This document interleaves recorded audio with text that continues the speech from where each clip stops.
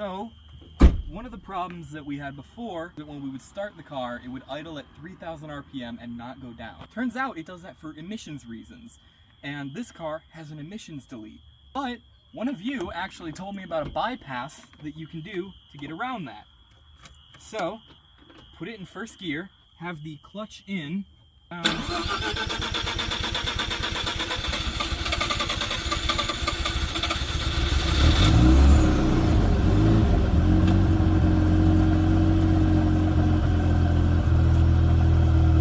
off the brake, and it's idling at 750. Smell the fuel additives, Joey. Smell the premix. Smells quite bad, actually.